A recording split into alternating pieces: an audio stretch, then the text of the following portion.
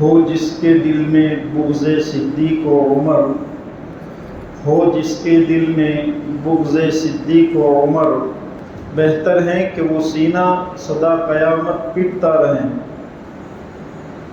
خالی ہے تیرا دل ادب و شرم و حیا سے، نادان کیوں بغض رکھتا ہے اہل وفا سے۔ اے دشمن فاروق، کیا تجھے یہ بھی خبر ہے کہ فاروق کو مانگا ہے محمد نے خدا سے۔ حضرات علماء کرام، معزز حاضرین، دوستوں اور عزیز ساتھیوں، پردہ نشین خواتین، آج ہم تمام 2 محرم الحرام 1447 کو امیر المؤمنین خلیفۃ المسلمین سیدنا عمر بن خطاب رضی اللہ تعالی عنہ کی شان اقدس کو سننے سنانے کے لیے جمع ہوئے ہیں۔ ہم یہ بھی کہہ سکتے ہیں کہ آج ہم حضرت عمر فاروق رضی اللہ تعالی عنہ کی زندگی کی کچھ خاص لمحات، آپ کی شجاعت، آپ کی غیرت، آپ کا عدل و انصاف، ان تمام کو بیان کر کے ہم آپ کی بارگاہ میں خراج عقیدت پیش کرنا چاہتے ہیں۔ اللہ رب العزت نے اس دنیا کے اندر رشد و ہدایت کے لیے انبیاء کا سلسلہ نافذ فرمایا، جاری فرمایا، اور اس سلسلے کو ہم تمام کے نبی جناب محمد الرسول اللہ صلی اللہ تعالی علیہ وسلم پر ختم فرمایا کہ آپ کے بعد اب دنیا میں کوئی نیا نبی پیدا نہیں ہوگا۔ لیکن ہمارے نبی حدیث پاک میں فرماتے ہیں کہ پہلے انبیاء آتے رہیں، اولیاء آتے رہیں، میری بعد کوئی نبی نہیں آئے گا، میرے بعد محدث آئیں گے، اور میری امت کا محدث عمر بن خطاب ہے۔ محدث کسے کہتے ہیں؟ محدث علماء نے لکھا ہے کہ محدث اسے کہتے ہیں کہ جس طرح نبی کو اللہ وحی کے ذریعے سے بات اور علم پہنچاتا ہے، اس طرح اللہ کے ولی کو اللہ تعالیٰ الہام کے ذریعے سے اپنی بات اور اپنے پیغامات پہنچاتے ہیں، اسے کہتے ہیں محدث۔ یعنی اس امت کا محدث حضرت عمر بن خطاب رضی اللہ تعالیٰ عنہ ہے۔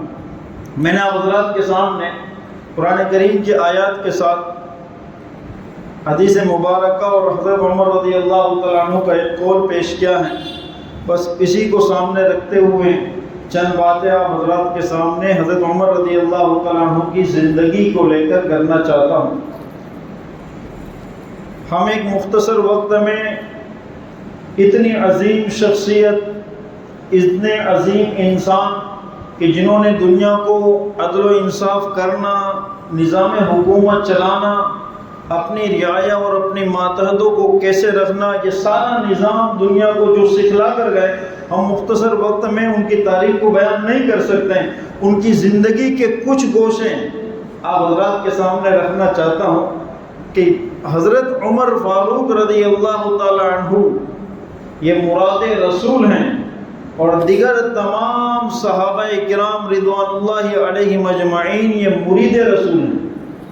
تمام صحابہ ہمارے نبی کے مرید ہیں، امت کے تمام افراد ایمان والے ہمارے نبی کے مرید ہیں، لیکن عمر مراد رسول ہیں کہ عمر کو ہمارے نبی نے مانگا ہے۔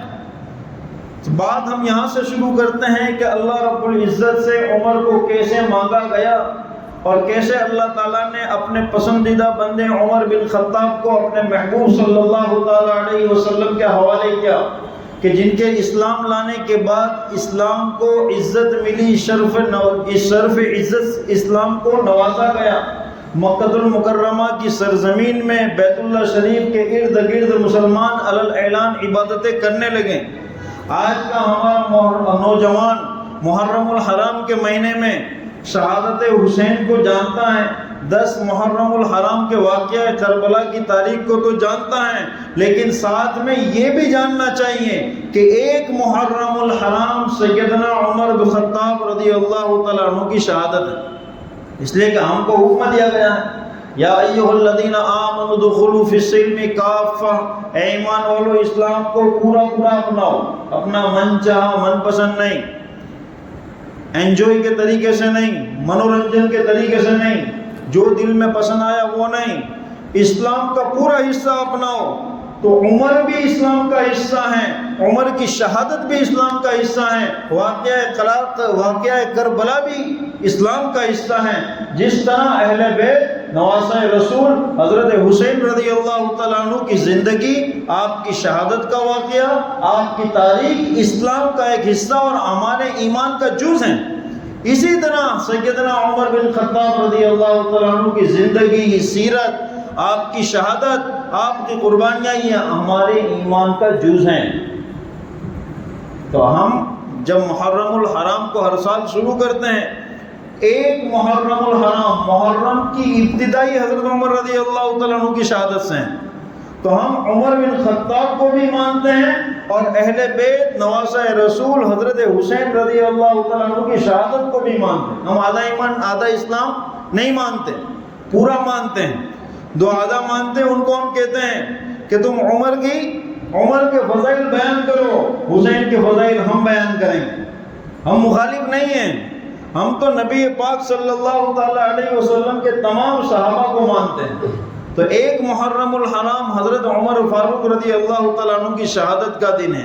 ہم شروعات اور ابتدا اس طرح کرتے ہیں کہ نبی پاک صلی اللہ تعالیٰ علیہ وسلم نے جب مکہ المکرمہ میں نبوت کا اعلان کیا، آپ تمام حضرات اسلام کی اتنی موٹی بات تو جانتے ہیں کہ ہمارے نبی نے جب مکہ المکرمہ میں نبوت کا اعلان کیا تھا، اس وقت وہاں کے حالات مکہ المکرمہ کے کیا تھے؟ ابتدا میں چند لوگ ایمان لائے اور یہ ان کا ایمان لانا بھی چھپ کر ہوا کرتا تھا، اور یہ ایمان لانے والے افراد میں زیادہ تر غلام، زیادہ تر وہ لوگ کہ جو معیشت کے اعتبار سے نیچے لیول پہ ہیں، جن کے کاروبار پیچھے نیچے لیول پر ہیں، کوئی کسی کے یہاں کام کر رہا ہے، کوئی کسی کی ماتحتی میں کام کر رہا ہے، اس طرح کے افراد ایمان لا رہے ہیں۔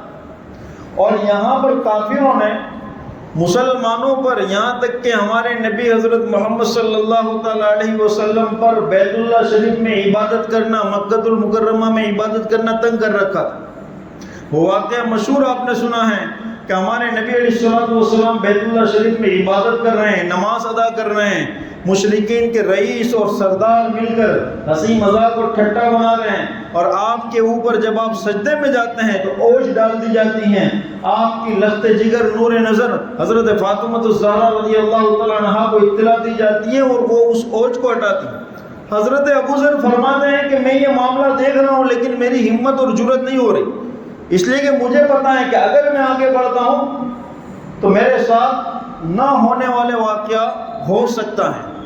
ایسے حالات میں جب شروع میں ابتدا میں صحابہ ایمان لا رہے ہیں، 39 صحابہ ابتدا میں ایمان لائے، جب 39 لوگ مسلمان ہمارے نبی علیہ السلام کے ہاتھوں پر ہو گئے، نبوت کو 6 سال گزرے، ہمارے نبی نے جب نبوت کا اعلان کیا اس کو 6 سال ہوئے ہیں، نبوت کے 6 سال ہمارے نبی حضرت محمد صلی اللہ تعالیٰ علیہ وسلم بیت اللہ شریف میں رات میں اللہ تعالیٰ سے مانگ رہے ہیں، اللہ سے مانگ رہے ہیں، اے اللہ اللہم اعز الاسلام، اے اللہ اسلام کو عزت دیں، اسلام کو تقویت دیں، جو تیرے ان دونوں میں سے جو تیرے محبوب بندے ہیں، یا تو عمر بن خطاب کے ذریعے سے یا عمر بن ہشام کے ذریعے سے، ابو جہل کے ذریعے سے۔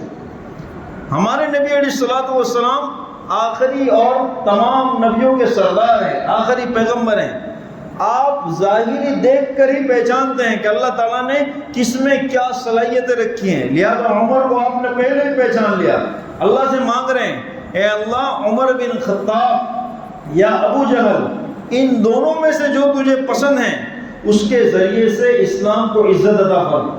اللہ تعالیٰ نے آپ کی اس دعا کو قبول کیا۔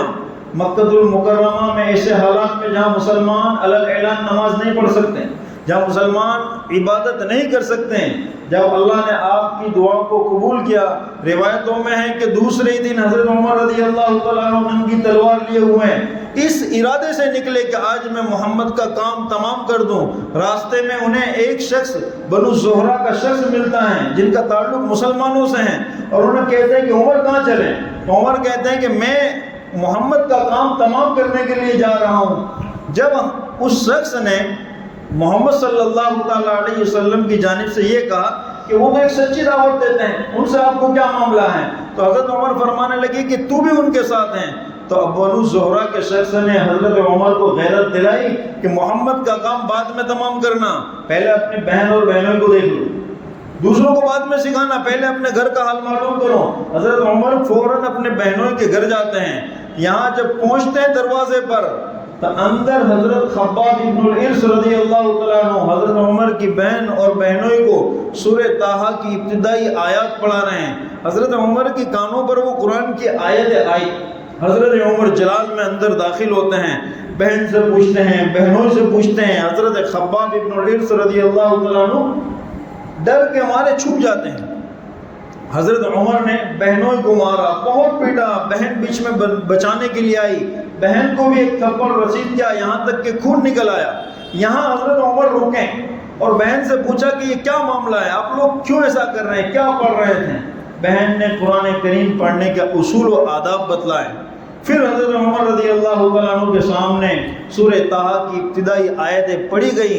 حضرت عمر اللہ کے محبوب تھے۔ اللہ نے آپ کا، میں بات کی طرف آ رہا ہوں، جو بات آپ کو سمجھانا چاہتا ہوں اس پر آ رہا ہوں کہ اللہ نے حضرت عمر کا انتخاب کیا تھا۔ حضرت عمر اللہ کو محبوب تھے، لہذا اب حضرت عمر کی دل کی کیفیت بدل رہی ہے اور سورہ طٰہٰ کی ابتدائی آیتیں حضرت عمر کے دل پہ اثر کر رہی ہیں، اور یہیں سے حضرت عمر معلوم کرتے ہیں کہ نبی پاک صلی اللہ تعالیٰ علیہ وسلم کہاں ہیں، محمد کہاں ہیں۔ پتہ چلتا ہے کہ صفا مروہ میں حضرت ارقم رضی اللہ تعالیٰ عنہ کے گھر پر آپ کا قیام ہے۔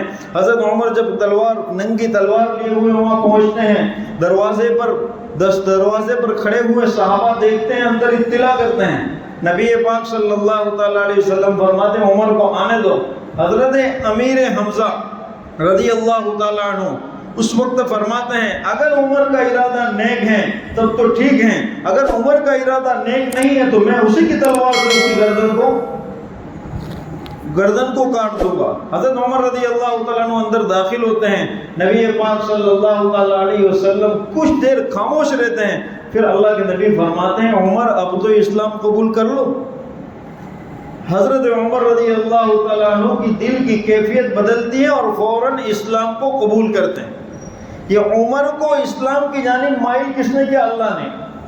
عمر کا اگلے دن ہمارے نبی نے دعا فرمائی تھی کہ اللہ اسلام کو عزت دے، تقویت دے، عمر بن خطاب کے ذریعے یا عمر بن ہشام کے ذریعے۔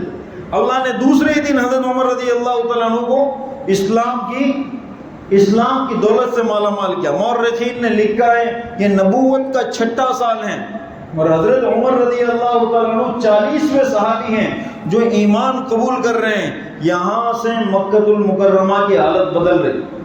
اللہ تعالیٰ نے اسلام کو عزت اور شرافت نصیب کرنے کے لیے عمر کا انتخاب کیا، اور عمر جیسے ہی ایمان لائے مکہ المکرمہ میں کوہرام مچ گیا، اور حضرت عمر نے فرمایا اللہ کے رسول کیا ہم حق پر نہیں؟ اگر ہم حق پر ہیں، کافر اور مشرک کوئی بھی ہمیں حیران کریں، ہمیں پریشان کریں، ہم عبادت علی الاعلان اور بیت اللہ شریف کے ارد گرد کریں۔ عمر کے اعلان کرنے کے بعد اب پھر سے مسلمان علی الاعلان نماز پڑھنے لگے۔ یہاں سے اسلام کا دور بدل رہا ہے۔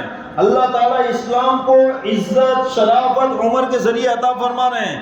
اللہ رب العزت نے اسلام کو عزت دینے کے لیے عمر کا انتخاب کیا۔ ہمارے نبی نے اللہ سے عمر کو مانگا ہے۔ عمر کے اسلام لانے کے بعد نبی پاک صلی اللہ تعالیٰ علیہ وسلم پھر علی الاعلان عبادت مکہ المکرمہ میں کرنے لگے۔ حضرت عمر رضی اللہ تعالیٰ عنہ اس کے بعد جرأت کے ساتھ، بہادری اور دلیری کے ساتھ نبی پاک صلی اللہ تعالیٰ علیہ وسلم کے ساتھ رہیں اور اسلام کی نشر و اشاعت کرتے رہے۔ کئی موقع اور کئی موڑ ایسے آئے کہ جہاں نبی پاک صلی اللہ تعالیٰ علیہ وسلم کو ضرورت پڑتی عمر آگے آ جاتے ہیں۔ لہذا روایتوں میں ہے کہ نبی پاک صلی اللہ تعالیٰ علیہ وسلم نے حضرت عمر جب ایمان لائیں تو اپنے دست مبارک کو آپ کے سینے پہ مارا اور اللہ تعالیٰ سے دعا کی اے اللہ اس کو علم سے بھر دیں اور رذائل سے اس کو پاک کر دیں، جو کفر کی بدی اور برائیاں ہیں اس کے سینے سے نکال دیں اور اس کے اندر علم کو بھر دیں۔ اللہ رب العزت نے ہمارے نبی کی دعا کو قبول فرمایا۔ عمر دور نبوت میں بھی اور نبوت کے بعد بھی اسلام کے لیے اپنی پوری زندگی کو قربان کر گئے۔ کون ہے حضرت عمر رضی اللہ تعالیٰ عنہ؟ اللہ کے محبوب اور ہمارے نبی کی مراد ہیں، اللہ کے محبوب اور ہمارے نبی کی مراد ہیں۔ حضرت عمر رضی اللہ تعالیٰ عنہ ہیں کہ جن کے کہنے پر اللہ رب العزت نے 50 مقام پر قرآن کریم کی آیت کریمہ کو نازل فرمایا۔ آج ہمارے نوجوان، آج ہمارے مسلمان بچے اس بات کو نہیں جانتے، ان کے سامنے یہ ہسٹری اور تاریخ ہی نہیں ہے۔ جو قرآن جس کی تلاوت ہم کرتے ہیں 50 مقامات ایسے ہیں کہ جو حضرت عمر رضی اللہ تعالیٰ عنہ کے کہنے پر، آپ کی رائے پر اللہ تعالیٰ نے ان آیات کو نازل فرمایا، اس لیے کہ حضرت عمر اللہ کے محبوب ہیں، نبی پاک صلی اللہ تعالیٰ علیہ وسلم کی مراد ہیں۔ اللہ تعالیٰ نے ابو جہل اور عمر میں سے عمر کا انتخاب کیوں کیا؟ اس لیے کہ عمر میں وہ صلاحیت تھی، وہ غیرت، وہ جرأت، وہ بہادری، وہ دلیری جو ابو جہل میں نہیں تھی۔ ابو جہل اپنے کنبے اور قبیلے کا سردار ضرور تھا، ابو جہل رئیس اور مالدار ضرور تھا، ابو جہل اپنے تئیں ایک نوجوان اور بہادر ضرور تھا، لیکن اس میں غیرت نہیں تھی۔ ابو جہل میں کبر تھا، اللہ نے اسے جس طاقتور جسم کے ساتھ اسے پیدا کیا تھا، اس جسم پر بڑا اتراتا تھا، ناز کرتا تھا، متکبرانہ انداز تھا، مظلوموں کی مدد کا جذبہ اس میں نہیں تھا، اس میں وہ غیرت نہیں تھی جو غیرت عمر میں تھی۔ لہذا اللہ رب العزت نے عمر کا انتخاب اسلام کو عزت دینے کے لیے فرمایا۔ اور حضرت عمر رضی اللہ تعالیٰ عنہ کی غیرت، جس کا تذکرہ قرآن کریم میں، جس کا تذکرہ احادیث مبارکہ میں سینکڑوں مقامات پر ملتا ہے، جیسے میں نے ابھی کہا کہ اللہ تعالیٰ نے 50 مقامات پر عمر کی رائے کے مطابق قرآن کریم کو نازل فرمایا کہ جب آپ ہجرت فرما کر مدینہ المنورہ تشریف لائیں تو آپ نے جب صحابہ کو حکم دیا کہ اب اپنے اپنے حساب سے سب ہجرت شروع کرو، صحابہ اپنی فیملی، اپنے بیوی بچوں کے ساتھ ہجرت کرنے لگے۔ یہ ہجرت کا سفر صحابہ چھپ کر کرتے تھے، کفار مکہ کو پتہ نہ چلیں، جب پتہ چلتا ان کے مال کو لوٹ لیا جاتا، ان کو جانی تکلیفیں پہنچائی جاتی۔ لیکن جب عمر ہجرت کا ارادہ کر کے نکلے ہیں تو عمر نے مکہ میں اعلان کیا، اے کافروں سنو، کون اپنی ماں کو روتا ہوا دیکھنا چاہتا ہے، کون اپنی بیوی کو بیوہ کرنا چاہتا ہے، کون اپنے بچوں کو یتیم کرنا چاہتا ہے، وہ جان لے کہ عمر ہجرت کر رہا ہے، میدان میں آئے، میرا مقابلہ کرے، میرا راستہ روک۔ اللہ رب العزت نے عمر کو وہ جرأت، وہ بہادری عطا فرمائی۔ حضرت عمر رضی اللہ تعالیٰ عنہ نے اس طرح مدینہ المنورہ کی جانب ہجرت کی۔ جب آپ مدینہ المنورہ پہنچے، وہاں بھی آپ نے ہمارے نبی حضرت محمد صلی اللہ تعالیٰ علیہ وسلم کا ساتھ دیا۔ لہذا جگہ جگہ روایتوں میں آتا ہے کہ میں، ابو بکر اور عمر وہاں پہنچے، میں، ابو بکر اور عمر وہاں گئے، ہم وہاں آئے، عمر مراد رسول ہیں، لہذا تمام جگہ نبی پاک صلی اللہ تعالیٰ علیہ وسلم کے ساتھ رہیں۔ قرآن اس کو بیان کرتا ہے، وَاتَّخِذُوا مِن مَّقَامِ إِبْرَاهِيمَ مُصَلًّى، اللہ تعالیٰ نے مقام ابراہیم کو نماز پڑھنے کی جو جگہ بنایا، یہ حضرت عمر رضی اللہ تعالیٰ عنہ کی رائے تھی کہ پہلے لوگ بیت اللہ شریف کا طواف کیا کرتے تھے۔ حضرت عمر نے ہمارے نبی کو رائے دی، اے اللہ کے رسول، طواف کے بعد اس جگہ پر نماز ہونی چاہیے، یعنی یہ میری رائے ہے کہ یہاں 2 رکعت ہم نفل پڑھیں۔ اللہ تعالیٰ نے حضرت عمر کی رائے کو قرآن کی آیت بنا دیا اور نازل کیا، وَاتَّخِذُوا مِن مَّقَامِ إِبْرَاهِيمَ مُصَلًّى۔ مدینہ المنورہ میں ایک موقع پر ایک منافق مسلمان اور ایک یہودی کے درمیان جھگڑا ہو گیا۔ ایک منافق مسلمان یعنی وہ شخص جو پہلے یہودی تھا اور یہود سے اس نے اسلام کو قبول کیا، لیکن اس کا اسلام قبول کرنا بھی اخلاص کے ساتھ نہیں تھا، اندر کپٹ تھا، اندر کھوٹ تھی۔ اسلام قبول کرنا صرف اپنی مفاد کی غرض سے تھا کہ میری جان، میرا مال محفوظ ہو جائیں، کہ مدینہ میں مسلمانوں کا غلبہ ہے۔ لہذا ایک منافق مسلمان اور ایک یہودی کا جھگڑا ہو گیا۔ مسلمان کے آگے نفاق کا لفظ اس لیے لگایا گیا، منافق مسلمان، کہ ہم میں انسانوں میں، مسلمانوں میں کون منافق ہیں کسی کی پیشانی پر لکھا ہوا نہیں رہتا، اللہ ہی بہتر جانتا ہے کہ کس کے سینے میں نفاق ہے اور کس کا سینہ اخلاص والا ہے، اللہ ہی بہتر جانتا ہے۔ تو منافق مسلمان اور یہودی میں جھگڑا ہوا، وہ جھگڑے کو لے کر وہ یہودی کہنے لگا کہ اس کا فیصلہ ہم محمد صلی اللہ تعالیٰ علیہ وسلم سے کرائیں گے. وہ منافق مسلمان کہنے لگا کہ نہیں نہیں، اس کا فیصلہ ہم یہودیوں کے بڑے عالم کعب بن اشرف سے کرائیں گے. لہذا معاملہ یہ طے ہوا کہ فیصلہ محمد صلی اللہ تعالیٰ علیہ وسلم کریں گے. جب دونوں ہمارے نبی صلی اللہ تعالیٰ علیہ وسلم کی خدمت میں حاضر ہوئے، ہمارے نبی نے دونوں کی باتیں سنی اور باتیں سننے کے بعد یہودی کے حق میں فیصلہ کر دیا. جب دونوں کا فیصلہ ہو گیا، آگے دونوں بڑے ہیں، وہ منافق مسلمان عرض کرنے لگا کہ مجھے یہ فیصلہ منظور نہیں ہے، ہم دوبارہ اس فیصلے کو لے کر عمر بن خطاب کے پاس جائیں گے. میں آپ کو حضرت عمر کی غیرت سنانے لگا ہوں کہ حضرت عمر رضی اللہ تعالیٰ عنہ کے پاس دونوں جاتے ہیں. یہودی حضرت عمر سے کہتا ہے کہ ہمارے درمیان فیصلہ محمد صلی اللہ تعالیٰ علیہ وسلم کر چکے، آپ نے میرے حق میں فیصلہ کر دیا ہے، اس کے باوجود اس کو تسلی نہیں ہوئی تو ہم آپ کے پاس آئیں. حضرت عمر نے اس منافق مسلمان سے پوچھا جو یہ کہہ رہا ہے صحیح ہے؟ اس نے کہا صحیح ہے. حضرت عمر نے دونوں سے کہا کہ دروازے پہ کھڑے رہو، میں ابھی آ رہا ہوں. حضرت عمر اپنے گھر میں گئے، اپنی تلوار کو ایک چادر میں لپیٹ کر آئے، چھپا کر آئے، باہر آئے اور اس منافق مسلمان کی گردن کو اڑا دی. میرا فیصلہ یہی ہے، یہی ہے عمر، یہ ہے عمر کی غیرت. قرآن کریم میں اللہ تعالیٰ نے اس کو نافذ کر دیا، نازل کر دیا. أَلَمْ تَرَ إِلَى الَّذِينَ يَزْعُمُونَ أَنَّهُمْ آمَنُوا بِمَا أُنزِلَ إِلَيْكَ وَمَا أُنزِلَ مِنْ قَبْلِكَ يُرِيدُونَ أَنْ يَتَحَاكَمُوا إِلَى الطَّاغُوتِ. وہ منافق چاہ رہا تھا کہ اس کا فیصلہ کعب بن اشرف کریں، وہ طاغوتوں کے پاس اپنا فیصلہ کروانا چاہتے ہیں. اللہ تعالیٰ نے تمہارے لیے فیصلہ کرنے والا شخص یعنی محمد الرسول اللہ صلی اللہ تعالیٰ علیہ وسلم کو اتار دیا ہے. جو دنیا میں اللہ رسول کے فیصلے کو آخری نہیں مانتا، عمر کی غیرت کا یہ تقاضا ہے کہ اب دنیا میں اس کو جینے کا کوئی حق نہیں. حضرت عمر نے بغیر پوچھے قتل کر دیا.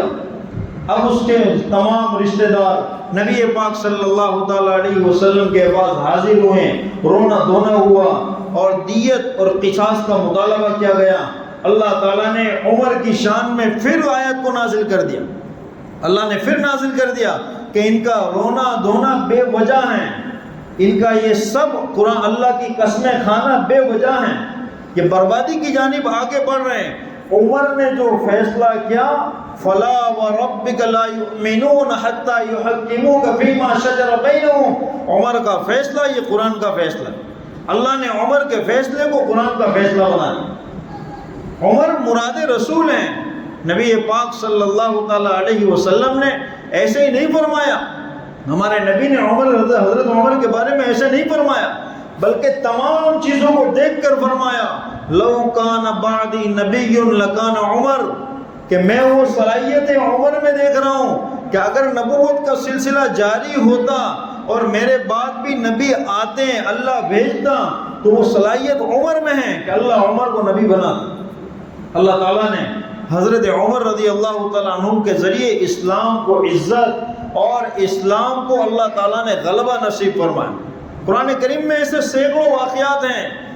ابھی آیات پردے کے احکامات نازل نہیں ہوئے ہیں، مسلمانوں کے درمیان پردے کے احکامات عورتوں کے لیے نازل نہیں ہوئے. حضرت عمر ہمارے نبی سے فرماتے ہیں، اے اللہ کے رسول، میری رائے اور مشورہ ہے کہ آپ ازواج مطہرات سے کہیے کہ وہ پردہ کریں، یعنی گھر کے اندر سے بات کریں. اللہ تعالیٰ نے عمر کی رائے کو قرآن بنا دیا اور نازل فرما دیا وَإِذَا سَأَلْتُمُوهُنَّ فَاسْأَلُوهُنَّ مِنْ وَرَاءِ حِجَابٍ، کہ اگر تم کسی سے بات چیت کرو تو پردے کے ساتھ کرو. یہ ہے عمر. عمر معمولی شخص نہیں ہے.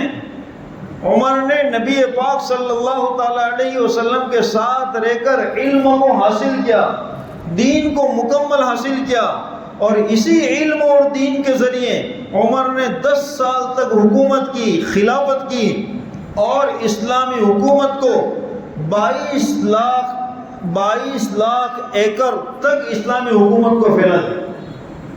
افریقہ کے جنگلوں کو تک، رومن ایمپائر تک، کئی دنیا کے مقامات تک حضرت عمر رضی اللہ تعالیٰ عنہ نے مدینہ المنورہ سے اسلامی حکومت کا نظام کئی آگے تک پہنچا دیا. لہذا عمر ہمارے نوجوانوں کے لیے، ہم تمام کے لیے ہیرو ہیں. عمر، حضرت عمر آج ہم تمام کے لیے ہیرو ہیں. آج ان تمام باتوں کو بیان کر کے ہم حضرت عمر رضی اللہ تعالیٰ عنہ کی شان میں خراج عقیدت پیش کر رہے ہیں. یہ ضرورت ہے کہ ہماری نوجوان نسلیں جانیں. امت کو آج بھی جرأت مند، بہادر اور دلیر نوجوانوں کی ضرورت ہے، اور یہ قیامت تک باقی رہیں گی. اللہ تعالیٰ نے جس طرح ہمارے چہرے الگ بنائے، ہمارے سوچنے سمجھنے کا معاملہ الگ بنایا، اسی طرح اللہ رب العزت نے مختلف لوگوں میں، الگ الگ لوگوں میں صلاحیتیں رکھی. کسی کو اللہ تعالیٰ جلال نصیب کرتا ہے، کسی کو اللہ تعالیٰ بہادر اور طاقتور بناتا ہے، کسی کو اللہ تعالیٰ سمجھنے کا مادہ زیادہ دیتا ہے. یہ اللہ نے ایمان والوں کو جو صلاحیتیں دی ہیں، یہ صلاحیتیں صحابہ کرام کی زندگیوں کو سامنے رکھ کر، حضرت عمر کی زندگی کو سامنے رکھ کر ہم بھی دین کی خاطر قربان کریں. اللہ تعالیٰ نے ہمیں روب دیا، اللہ تعالیٰ نے ہمیں جلال دیا، طاقت دی، اللہ تعالیٰ نے ہمیں صحت مند بنایا. تو یہ تمام اللہ کی نعمتیں اللہ کی دین اور اسلام کی خاطر استعمال ہونی چاہیے. یہ نہیں آج کا ہمارا نوجوان کہ جس کو اللہ تعالیٰ نے طاقت دی، قوت دی، بہادری دی، دلیری دی، لیکن اس طاقت کا استعمال وہ اپنے مفاد کے لیے کرتا ہے، وہ دکھلاوے کے لیے کرتا ہے. اپنے فوٹو، اپنے جسم کے فوٹو بنا بنا کر لوگوں کو دکھلاتا ہے کہ دیکھو میں کتنا طاقتور ہوں. طاقتور یہ جس ظاہری جسم سے انسان نہیں بنتا. انسان طاقتور اور بہادر حضرت عمر کو دیکھ لیں کہ طاقتور یہ ہیں کہ لوگوں کی مدد کر کے، مظلوموں کی مدد کر کے، دین کی خاطر، اسلام کی خاطر اپنی اس طاقت، اپنے روب دبدبے کا استعمال کر کے طاقتور بنتا ہے. ہم تمام مسلمان ہیں اور ہم جانتے ہیں کہ اللہ تعالیٰ نے ہمیں جو یہاں پیدا کیا ہے آزمائش کے لیے پیدا کیا ہے. ہم کو جو جوانی کا وقت ملتا ہے کتنا ہوتا ہے؟ 20 سال، 25 سال، 30 سال، بہت. یہی 20 سے لے کر 50 کے بیچ کا جو عرصہ ہے کہ یہی جوانی کا وقت ہے، 40 تک کا، کہ یہ جو وقت ہے کہ جہاں ہمارے جسم میں طاقت ہوتی ہے. حضرت عمر نے یہی اپنی زندگی کے حصے کو اسلام اور دین کی خاطر قربان کی. 26 سال کی عمر میں مورخین نے لکھا ہے کہ حضرت عمر ایمان لائے. بعض مورخین نے لکھا ہے کہ 23 سال کی عمر میں حضرت عمر رضی اللہ تعالیٰ عنہ ایمان لائے. آپ دیکھیں کہ جب ایمان لائے تبھی دوسرے دن بیت اللہ شریف میں اعلان کر رہے ہیں کہ کس کی طاقت ہے کہ مسلمانوں کو یہاں عبادت کرنے سے روکے.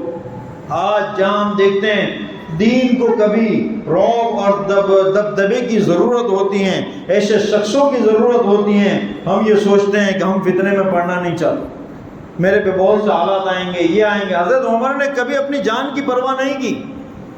حضرت عمر نے کبھی اپنے مال و متاع کی پرواہ نہیں کی.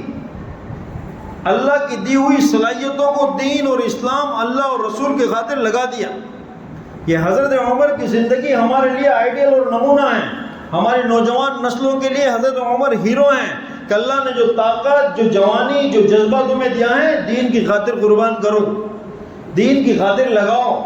حضرت عمر رضی اللہ تعالیٰ عنہ نے 10 سال حکومت کی اور حکومت کے نظام کو سنبھالا. سب کچھ آپ کے پاس تھا، مال و دولت، کہ وہ دور تھا جب اسلام اور اہل اسلام کے پاس تمام اسباب کی فراوانی تھی، کسی جسم کی کمی نہیں تھی. آپ نے قیصر و کسریٰ کو بھی فتح کر لیا، آپ نے فارس کو بھی فتح کر لیا، آپ نے بیت المقدس کو بھی فتح کر لیا. زمین کا ایک بڑا ٹکڑا، یہاں تک کہ اس وقت زمین پر حضرت عمر کی خلافت سپر پاور کی حیثیت رکھتی تھی. کیسے حالات میں حضرت عمر رضی اللہ تعالیٰ عنہ کے پاس بصرہ سے جب چند لوگ آئے اور انہوں نے چند دن ٹھہرنے کا اور نظام حکومت کو سمجھنے کے لیے آئے تھے، جب وہ ٹھہرے اور انہوں نے دیکھا کہ عمر کا نظام، عمر کی زندگی، عمر کا صبح شام، عمر کا کھانا، عمر کا پہننا، کہ ہم تو یہ سوچ کر آئے تھے کہ اتنی بڑی زمین کے حصے کا بادشاہ، امیر المؤمنین، اتنے بڑے لشکر کا سرخیل، کہ ان کی زندگی کیسی ہوگی، ان کے کپڑے کیسے ہوں گے، ان کا مکان بڑا عالیشان ہوگا. لیکن ہم نے یہاں اس کے الٹا دیکھا کہ عمر تپتی گرمیوں میں تپتی ریت پر اپنے درے کو تکیہ بنائے ہوئے آرام کر رہے ہیں. عمر اپنی رات کے آرام کو قربان کر کے اپنی رعایا کے لیے گشت کر رہے ہیں. عمر ڈھونڈ رہے معاشرے میں کہ مظلوم کون ہے، اس کی میں مدد کروں. ہم تمام جانتے ہیں حضرت عمر رضی اللہ تعالیٰ عنہ کا عدل و انصاف، کہ 10 سال حضرت عمر نے جو حکومت کی ہے، آپ کا معمول تھا کہ آپ رات میں اپنی اہلیہ کو لے کر گشت میں نکلتے کہ دیکھوں میں کہ کون پریشان ہے، کون بھوکا ہے، کہیں کسی نے کسی پر ظلم تو نہیں کیا. یہ حضرت عمر دنیا کو یہ پیغام دے کر گئے ہیں کہ اسلام، صحیح اسلام یہ ہے، اس طرح زندگی گزار. آج ہم اپنے محلے پڑوس میں کسی مظلوم کو دیکھتے ہیں تو ہم مدد کے لیے نہیں جاتے. کون پڑے لڑائی جھگڑے، بوال میرے اوپر آ جائے گی. جبکہ اسلام ہمیں یہ سکھاتا ہے کہ مظلوموں کی مدد کے لیے، حق کی آواز کو بلند کرنے کے لیے، ضرورت مندوں کی ضرورت پوری کرنے کے لیے اپنا سب کچھ قربان کر دو. جو حضرت عمر رضی اللہ تعالیٰ عنہ نے قربان کر دی. حضرت عمر چاہتے ہیں تو ایک شاہانہ زندگی گزار سکتے تھے. حضرت عمر چاہتے ہیں تو بہترین لباس پہن سکتے تھے. حضرت عمر چاہتے ہیں تو سب کچھ کر سکتے تھے. حضرت عمر نے ایسی زندگی گزار کر لوگوں کے سامنے پیش کی ہیں کہ سب کچھ ہونے کے بعد اللہ نے جو حکم دیا ہے کہ میری زندگی سادگی کے ساتھ گزریں، میری زندگی کے تمام عمل میں خالص اللہ اور رسول کے لیے کر رہا ہوں. اسی لیے حضرت عمر اللہ کے محبوب ہیں. حضرت عمر ہمارے نبی کی مراد ہیں، ہمارے نبی نے اللہ سے مانگا ہے. تو حضرت عمر رضی اللہ تعالیٰ عنہ صحابہ کرام میں اللہ رب العزت نے آپ کو وہ مقام و مرتبہ عطا فرمایا ہے کہ سب سے زیادہ قرآن کریم کی آیتیں آپ کی رائے اور مشورے کے مطابق نازل ہوئی. اور نبی پاک صلی اللہ تعالیٰ علیہ وسلم حضرت عمر کی غیرت کے متعلق آپ بیان فرماتے ہیں کہ جب آپ معراج کے سفر پر گئے، وہاں آپ کو حضرت ابوبکر صدیق رضی اللہ تعالیٰ عنہ کا محل دکھایا گیا، حضرت علی کا محل دکھایا گیا کہ جو آپ کے قریب میں ہے. جب حضرت عمر کا محل دکھایا گیا، آپ نے اندر جانے کی اجازت طلب کی تو آپ کو جبرائیل نے بتایا کہ اندر عمر کی حوریں عمر کا انتظار کر رہی ہیں. اللہ کے نبی علیہ السلام نے فرمایا کہ عمر کی غیرت کا تقاضا ہے کہ میں اندر نہ جاؤں. یہ حضرت عمر ہیں، یہ غیرت مند حضرت عمر ہیں. آج دنیا حضرت عمر کو بھول چکی ہے. محرم الحرام کا مہینہ گزرتا ہے، ماتم بھی ہوتا ہے، سب کچھ ہوتا ہے، اسلام کے نام پر سب ہوتا ہے، لیکن عمر کوئی یاد نہیں کرتا. غیر عمر کو یاد کر رہے ہیں. غیروں کو بتائیں کہ حضرت عمر نے نظام حکومت کو کیسے چلایا، کیسے حضرت عمر نے اتنے بڑے خطے کو کنٹرول کیا کہ انسان تو انسان، ایک درندہ اور ایک جانور بھی بھوکا پیاسا نہیں سو رہا ہے. آج غیروں کو پتہ ہے کہ اگر حکومت چلانی ہے ابو بکر اور عمر کی طرح حکومت چلانی ہے. آج مسلمان کو نہیں پتا کہ عمر کیا زندگی گزار کر گئے. اور ہم ایک ایسی جگہ رہ رہے ہیں کہ ہمیں پتہ ہے کہ ہمارے بچے، ہماری نوجوان نسلیں جہاں عصری اداروں میں، اسکولوں میں جہاں تعلیم حاصل کرتے ہیں، وہاں ان کو یہ نہیں بتایا جائے گا کہ حضرت عمر کون تھے، ہمارے نبی کے اصحاب کون تھے، ہمارے نبی نے جس شخص کو اللہ سے مانگا تھا اس کی زندگی کیا تھی. یہ ہر مسلمان ماں باپ کی ذمہ داری ہے کہ اپنی نسلوں کو واقف کرائیں. عمر کے بارے میں بتلائیں. جی ہاں، یہی وہ عمر ہے جن کے بارے میں ہمارے نبی نے فرمایا کہ عمر جب چلتا ہے تو شیطان اپنا راستہ بدل لیتا ہے. شیطان عمر سے ڈرتا ہے، جبکہ لوگوں کو حکم دیا گیا کہ شیطان کے وسوسوں سے بچو، یہ تمہارا ان الشیطان لکم عدو، یہ تمہارا کھلا دشمن ہے. لیکن شیطان حضرت عمر کو دیکھ کر اپنا راستہ بدل لیتا ہے. یہ حضرت عمر رضی اللہ تعالیٰ عنہ کی جلالت اور آپ کی غیرت تھی. آپ نے دنیا کو دکھلایا، زندگی گزار کر دکھلایا. لہذا عمر یہ اسلام کی شان ہے اور عمر کے ذریعے سے اسلام کو عزت ملی ہے.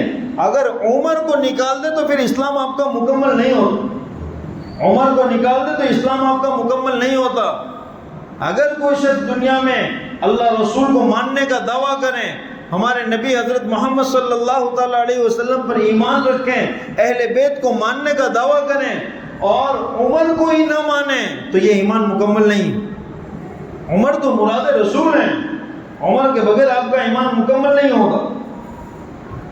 عمر ہمارے نبی کی مراد ہیں اور عمر نے ہمارے نبی کے پیغام کو دنیا والوں تک پہنچایا ہے. عمر نے اپنے مفاد کے لیے زندگی نہیں گزاری. حضرت عمر پہ بہت سے الزام لگتے ہیں کہ حضرت عمر نے فلاں کا مال لے لیا، اہل بیت کو فلاں مال سے دور کر لیا. ارے لوگوں، حضرت عمر کی زندگی کو پڑھو. حضرت عمر رضی اللہ تعالیٰ عنہ 10 سال تک بادشاہ ہونے کے بعد، بعض روایتوں میں کہ آپ کا جو کرتا اور جبہ ہوتا تھا 10 12 پیون لگے رہتے تھے. حضرت عمر نے عیش و آرام کے لیے بادشاہت کو قبول نہیں کیا. حضرت عمر رضی اللہ تعالیٰ عنہ نے سلطنت کو اس لیے نہیں چلایا. عمر تو وہ ہیں جو اللہ سے یہ دعائیں مانگتے رہے، اللہم ارزقنی شہادۃ فی سبیلک، اے اللہ میں تیرے راستے کی موت تجھ سے مانگتا ہوں. عمر راحت سہولت نہیں چاہتے تھے، عمر تو چاہتے تھے کہ میں اسلام کی سرحدوں پر جا کر اپنے آپ کو شہید کر دوں. حضرت عمر نے اللہ سے دو دعائیں مانگی، ایک اللہ سے شہادت مانگی، دوسری حضرت عمر نے اللہ سے دعا مانگی وَجَعَلْ مَوْتِي فِي بَلَدِ رَسُولِكَ، اے اللہ مجھے تیرے محبوب صلی اللہ تعالیٰ علیہ وسلم کے شہر میں موت عطا فرما. اب دیکھیں حضرت عمر اللہ کے محبوب، حضرت عمر ہمارے نبی کی مراد ہیں. حضرت عمر اپنی زندگی کے آخری پڑاؤ میں اللہ سے دعائیں مانگ رہے ہیں، اللہ سے دعائیں مانگ رہے ہیں کہ اللہ مجھے شہادت دیں اور اے اللہ مجھے تیرے نبی کے شہر میں موت دیں. بعض مورخین نے لکھا ہے کہ ہمارے نبی علیہ الصلوۃ والسلام ایک موقع پر جبل احد پر، احد پہاڑ پر تشریف لے گئے. آپ کے ساتھ ابو بکر بھی ہیں اور عمر بھی. جب یہ تینوں حضرات احد پہاڑ کی جانب آگے بڑھے ہیں تو احد پہاڑ لرزنے لگا.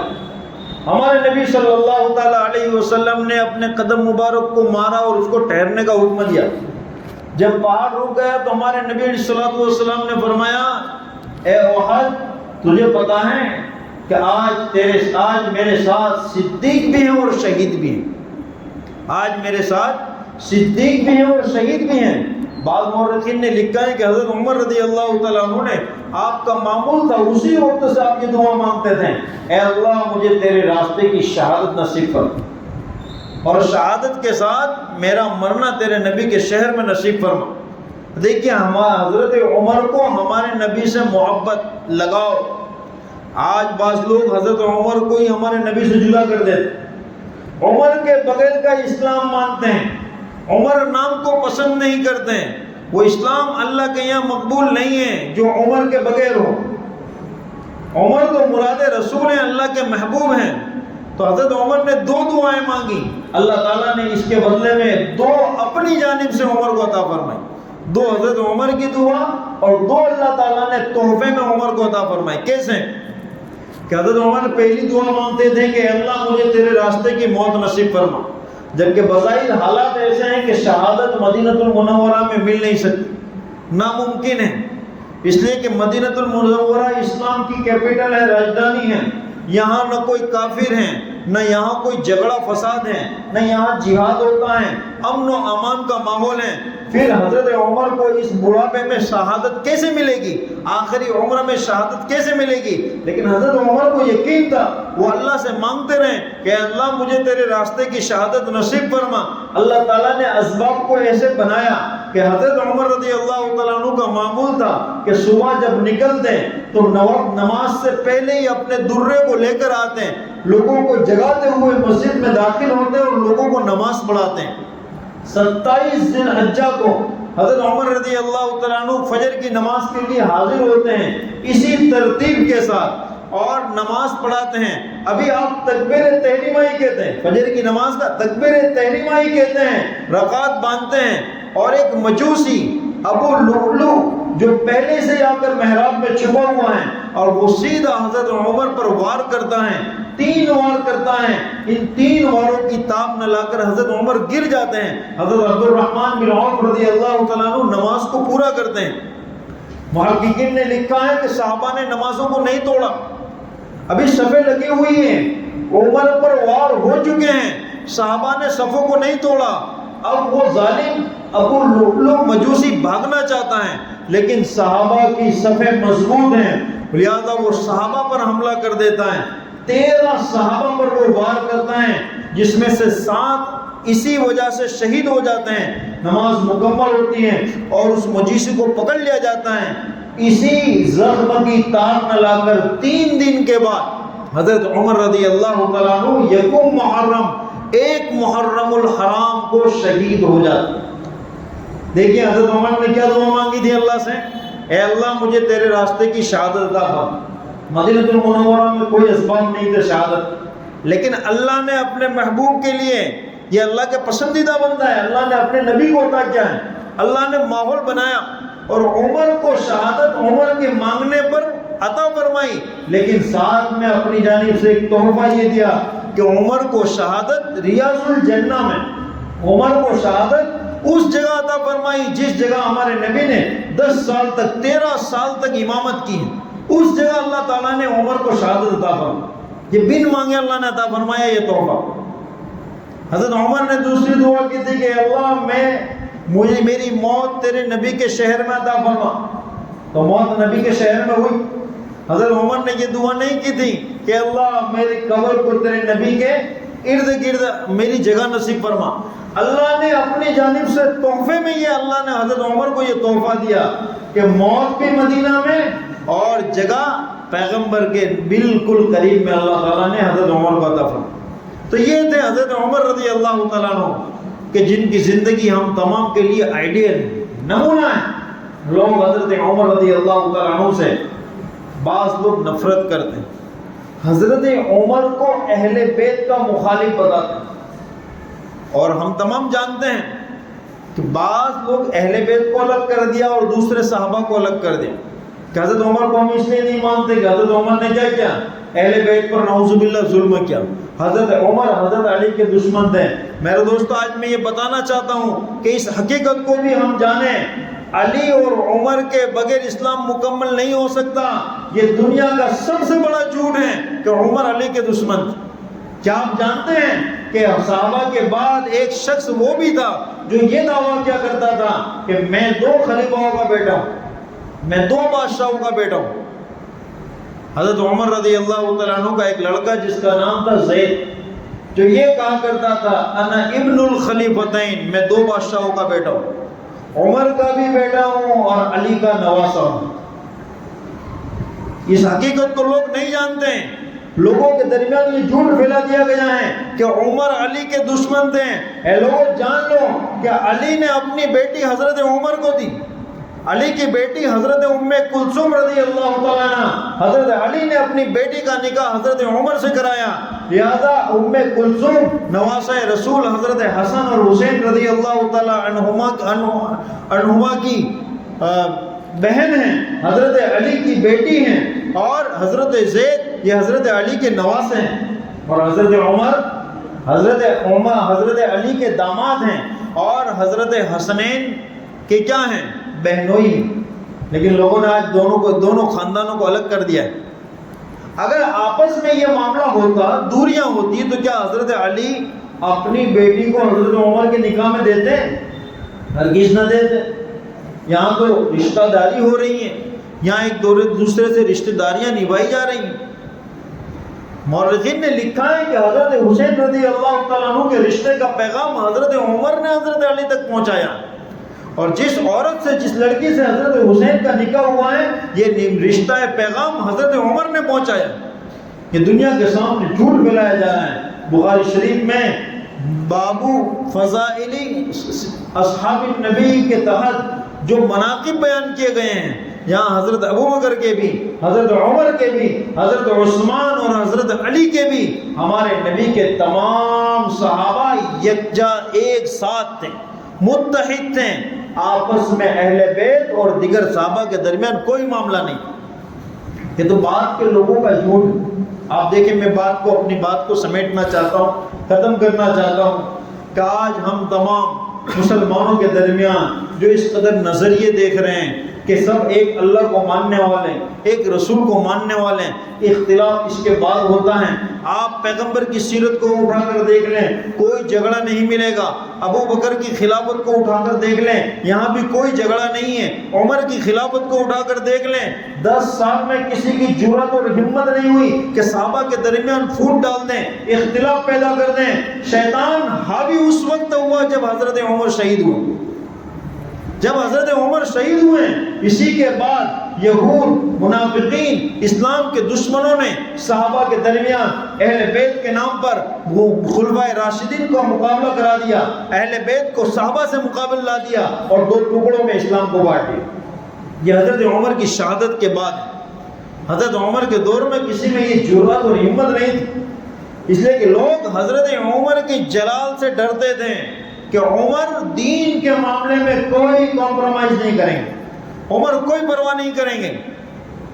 جتنا اللہ نے حضرت عمر کو جلال عطا فرمایا تھا، اتنا ہی حضرت عمر رضی اللہ تعالیٰ عنہ اپنے رعایا، اپنے ماتحت اور اپنے نمازی ساتھیوں کے ساتھ نرم دلی کے ساتھ ملتے تھے۔ آج ہم تمام جانتے ہیں، آج اگر ہمارے درمیان اگر کسی کو چھوٹا سا بھی رتبہ مل جائے، مقام و مرتبہ مل جائے، تو اس کے بات چیت کے طریقے بدل جاتے ہیں، اس کا ٹائم ٹیبل چینج ہو جاتا ہے، ملنا جلنا سب کچھ چینج، اپوائنٹمنٹ لینا پڑتا ہے۔ اگر اس کے ایگو کے خلاف ہم اپنائیں بات چیت کرنا تو اس کو ایگو ہٹ ہوتا ہے۔ لیکن حضرت عمر بن خطاب رضی اللہ تعالیٰ عنہ کئی لاکھ مربع میل کے حاکم اور بادشاہ وقت ہیں، لیکن ایک ادنا سا مسلمان بھی کسی بھی معاملے میں آپ سے سوال کرتا تھا، حضرت عمر کا ایگو ہٹ نہیں ہوتا تھا، حضرت عمر ناراض نہیں ہوتے تھے۔ روایتوں میں سینکڑوں واقعات موجود ہیں کہ ایک جنگ میں جب مال غنیمت تقسیم ہوا تو جب تمام لوگوں تک پہنچا تو مسجد میں دیکھا کہ حضرت عمر ایک لمبا کرتا پہن کر آئے، تو ایک شخص نے کھڑے ہو کر سوال کیا، اے عمر ہمارے حصے میں تو اتنا ہی کرتا ہے، تو پھر آپ کے حصے میں اتنا زیادہ کیسے آ گئی؟ آپ کے حصے میں یہ چادر زیادہ کیسے آ گئی؟ حضرت عمر نے اپنے بیٹے عبداللہ ابن عمر کو کھڑا کیا کہ جواب دو۔ عبداللہ ابن عمر نے کہا کہ ابا نے جو چادر بڑی پہنی ہے وہ میرے حصے کی چادر۔ حضرت عمر ناراض نہیں ہوئے۔ آج ہمارے درمیان کسی کو رتبہ مل جائے، کوئی درجہ مل جائے، کوئی تھوڑا اوپر آ جائے دنیا کے اعتبار سے، اور آپ اس کے متعلق یہ سوال کر دو، ایگو ہٹ ہو جائے، میرے بارے میں شک کر دو۔ حضرت عمر کبھی ناراض نہیں ہوئے۔ حضرت عمر نے اپنے ساتھیوں کو لے کر چلے، حضرت عمر جلال اپنی جگہ پہ، غیرت اپنی جگہ پہ، لیکن کبھی بھی حضرت عمر کے جلال کی وجہ سے ایسا نہیں ہوتا تھا کہ لوگ آپ سے بات کرنے میں ڈرتے۔ ارے حضرت عمر تو راتوں میں گشت کرتے ہیں، لوگ آپ کو جانتے نہیں تھے کہ یہ امیر المؤمنین ہیں۔ مورخین نے لکھا ہے کہ حضرت عمر رضی اللہ تعالیٰ عنہ رات میں جب گشت کرتے ہیں تو ایک موقع پر ایک بڑھیا کا گھر شہر کے باہر آباد تھا اور ایک جھوپڑے میں بڑھیا رہا کرتی تھی۔ حضرت عمر روزانہ جاتے ہیں، ضرورت کا سامان لے جاتے ہیں، اس کے گھر کی صفائی کرتے ہیں اور صفائی کرنے کے بعد نکل جاتے ہیں۔ حضرت عمر کو کوئی پہچاننے والا پہچان گیا، لہذا اس بڑھیا کے گھر جا کر پوچھنے لگا کہ اماں تجھے پتا ہے کہ یہ آنے والا شخص کون ہے؟ کہا نہیں مجھے نہیں پتا، یہ روزانہ آ کر میری خدمت کرتا ہے، میرے گھر کی صفائی کرتا ہے۔ ارے یہ امیر المؤمنین ہیں، یہ بادشاہ وقت ہیں۔ آج کوئی یہ گمان کر سکتا ہے کہ اتنے اونچے لیول کا انسان کسی کے گھر کی صفائی کرتا؟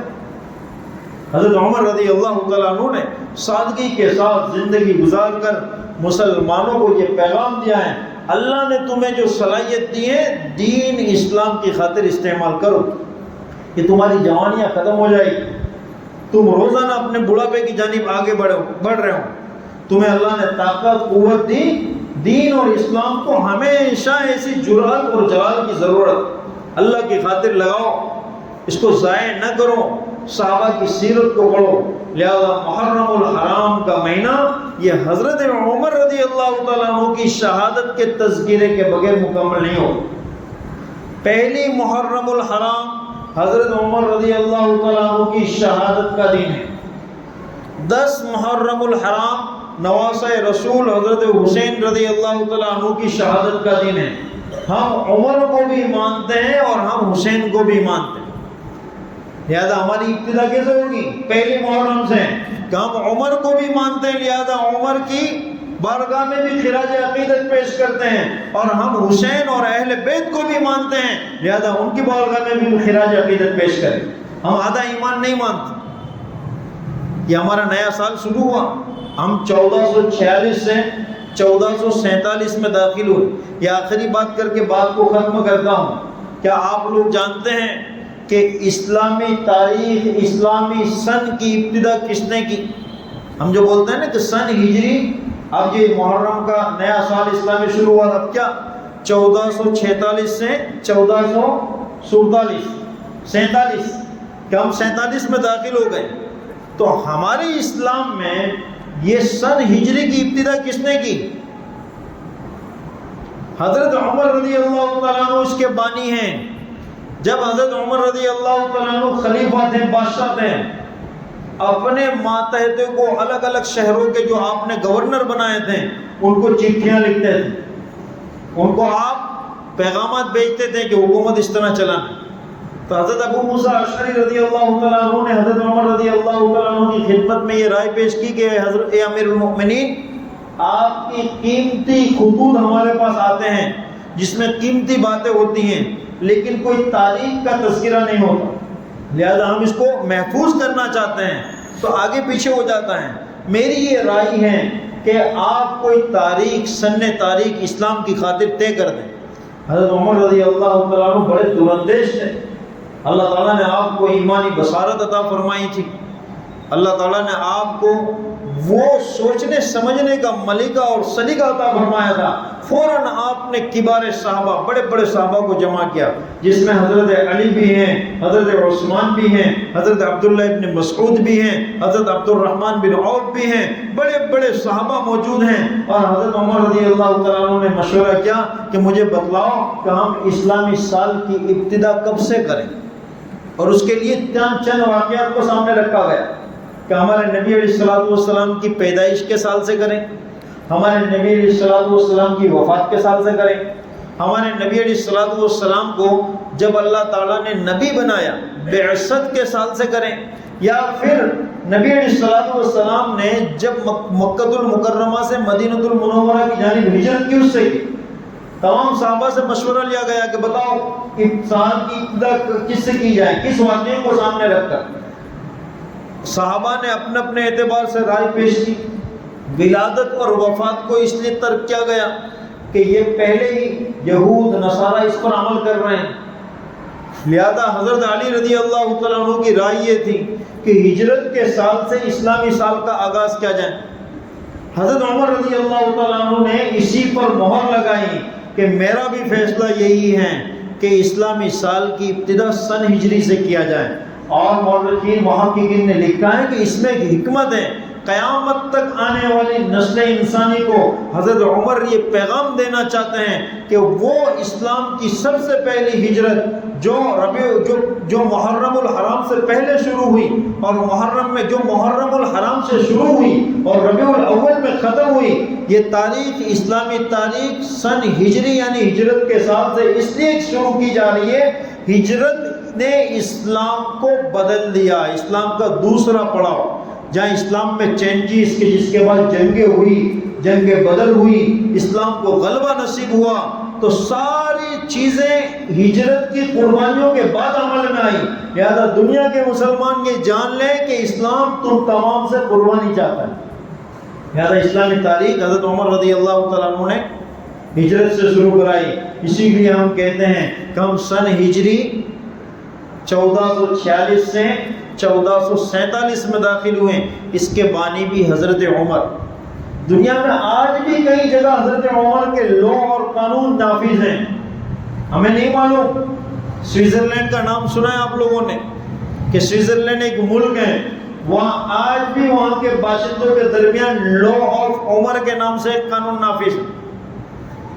آج ہم حضرت عمر کی زندگی سے واقف نہیں ہیں مکمل طور پر کہ عمر کون تھے، بس ہمیں تو ہر سال ایک ہی چیز دی جاتی ہے اور وہی ہمارے ذہنوں میں رہتی۔ مکمل اسلام کو ہم جانتے ہی نہیں ہیں، اسی کے اندر ہی مسلمان اپنے آپ کو مست رکھ رہے ہیں، اور غیروں نے ہمارے طریقوں کو لے لیا۔ سوئٹزرلینڈ والوں نے یہ لا کو نافذ کیا، لا آف عمر۔ اس کا مطلب یہ ہے کہ وہاں جب بچہ پیدا ہوتا ہے، جب مائیں اس کو دودھ چھڑا دیتی ہیں، تو اب اس کا خرچہ، اس کا نفقہ یہ سرکار کے حوالے ہو جاتا ہے۔ یہ لا آف عمر ہے۔ اس کے بانی کون ہیں؟